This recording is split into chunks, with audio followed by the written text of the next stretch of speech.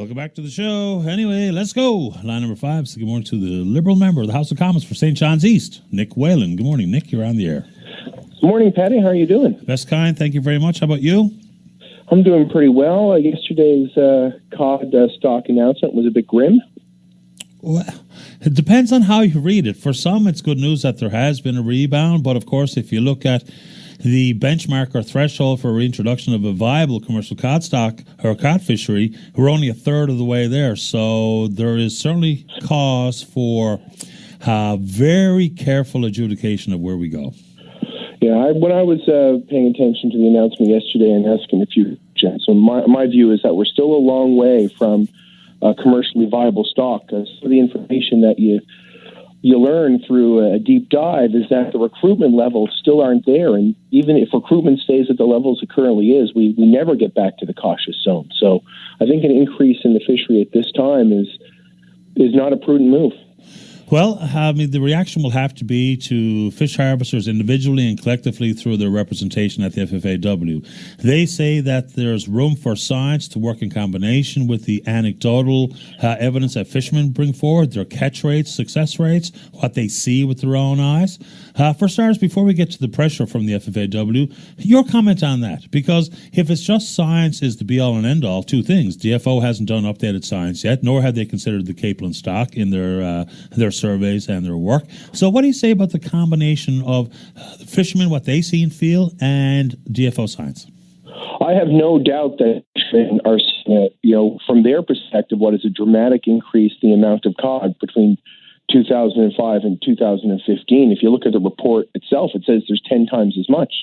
The problem is the starting point in 2005 is only 3% of the amount of stock they hope to see, so that the cod will replenish itself at a recruitment rate that allows for a commercial fishery of the value that we had in the 80s.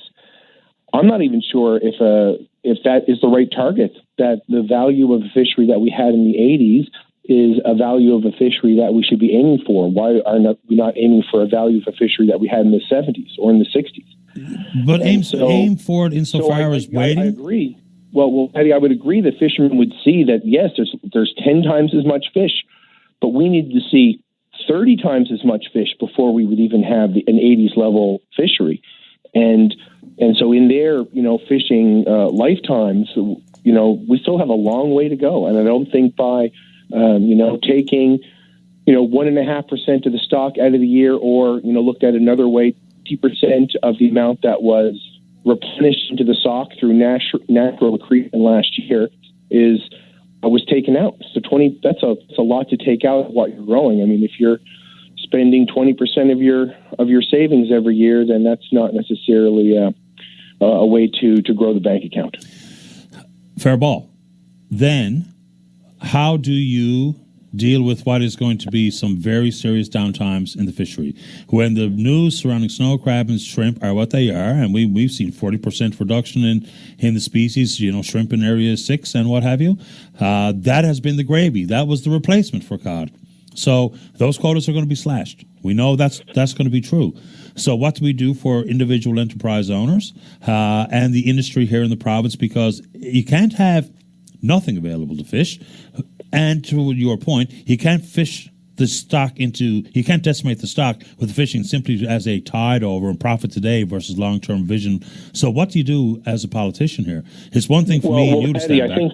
I am a politician, so when you look at it, we have 3 completely distinct stocks. I mean, there's the cod stock, there's its value, its growth over time, and the fact that it's still very deep in the critical zone. It is not.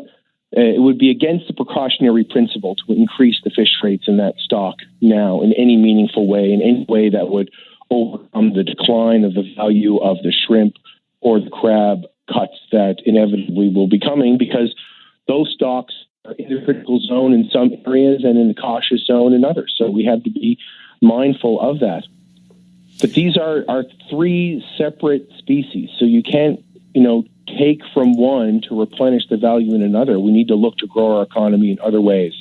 If this is through, more jobs in research and development, if this is through focused on more natural resource development, if this is through what does any of that mean, more jobs in healthcare and home care, But Nick, how do you satisfy that? Are we talking about retraining fishermen to take one of those jobs? No, we're not talking about retraining. The fishermen who fished crab and shrimp over the past decade have made very substantial amounts of income over that period of time. To say that the fishermen who are harvesting those species are hard gone to would be a bit of a stretch. Those were very, very lucrative fisheries. Not every year should be expected to be like the years that those fishermen have had. I can accept that point. But so does that mean, and correct me if I'm wrong, that they had good years, they should have money put away to deal with hard times in their own industry, and that should not require government support? Is that what that means? I don't believe that there should be any buyouts in the industries. They've done very well, and it's there should be support for individuals and communities who are suffering, but for individuals who are quite wealthy. I mean, I don't think anyone would expect we're going to bail out all the lawyers who help buy and sell the fish boats, or that we're going to bail out all the accountants who help run their the finances for the fishermen. I mean, these were very large enterprises. How about the processing sector? And there's a lot inside of that question that's coming, or this question that's coming. We saw Judy Foote come down, and I think you were at this particular press conference, and there was a long lineup of politicians introducing each other to then try to convince us that $100 million is more than $280 million insofar as this Atlantic Fisheries Fund. Two things. How can anyone sit back and understand that 100 is more than 280? Paddy, what we announced in the Fisheries Innovation Fund is... I'm sorry, we're losing you, Nick. There's one element of many different elements of funding that we're providing to support job creation and economic growth in the ocean sector in Atlantic Canada.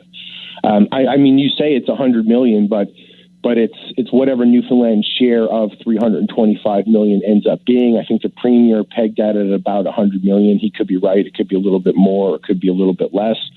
But you will see that over the course of the 4 years, we will provide the support in the various different areas to the province's ocean sector that will meet or exceed what was probably not even agreed to as between Harper and Dunderdale, but which our Prime Minister agreed over the course of the campaign to provide in support to the province. But well, the Prime Minister said on the campaign trail, he took Harper to task and said he should live up to his commitment and pay that money, which was $280 with our $120 for a $400 million pot. The other Atlantic provinces got up in arms to say it was unfair to see Newfoundland and Labrador get that kind of money and then be left on the sidelines. So the federal government caved, included all the 4 Atlantic provinces. The $280 was reduced to $100 million with no details as to how and where and why we were spending it. And so I'm supposed to be convinced that's a good thing.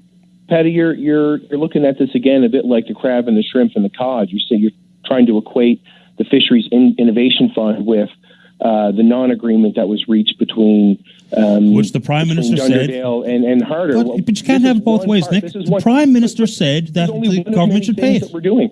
This is one of many things. And over the course of the next 4 years, you'll see that we're able to deliver on the commitment. You expect us to have delivered it in that one fell swoop, and I'm sorry if you've taken that misunderstanding, but that was not the commitment that the Fisheries Innovation Fund would be the complete end-all and be-all of the support that the federal government is going to provide. We're going to continue to provide I guess support. That's my character flaw and shortcoming if I believed what politicians said versus what they were meant to say. Never said that the Fisheries Innovation. Sugar, we're losing your connection. I'm sorry. We're not saying that the Fisheries Innovation Fund is the entirety of the support that's going to be provided to this industry by the federal government, and we've never said that.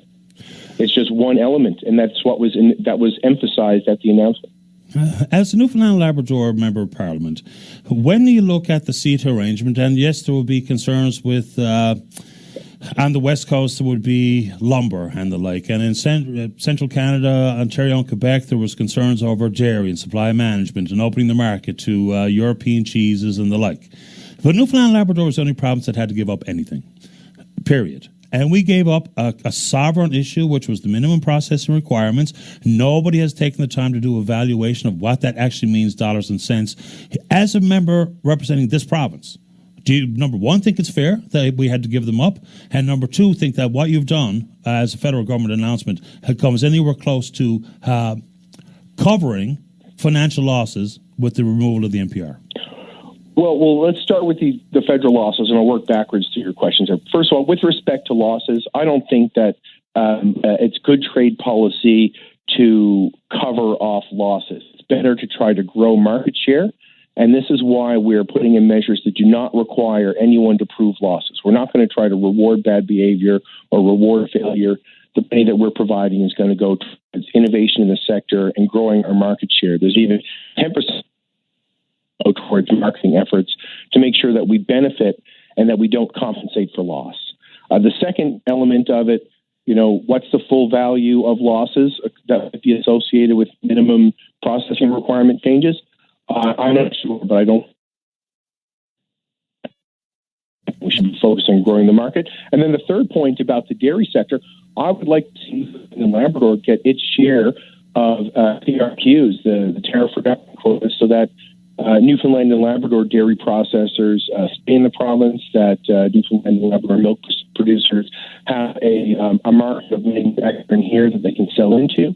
We were left out of the last round. I think that was a mistake by the previous government. And, the Newfoundland and Labrador members of Parliament are going to fight to make sure that Newfoundland and Labrador workers and manufacturers and business people get access to all the same benefits that were negotiated under CETA as industrialists in other parts of the country. Yeah, the export opportunities are real for the dairy business. I think what was an agreed upon issue in Quebec and Ontario was opening up 10%, I think, of the market for European imports. So, all right.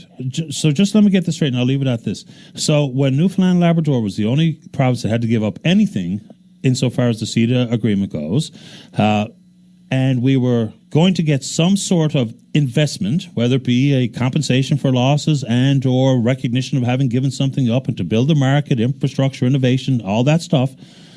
Why are the other four Atlantic provinces even involved in any of this fisheries fund when we're the only province that actually can, whether we have a dollar value associated, we're the only province that had to give anything up, and we really don't have any supreme control insofar as custodial management goes? Why are the other Atlantic provinces included in this fisheries fund, period?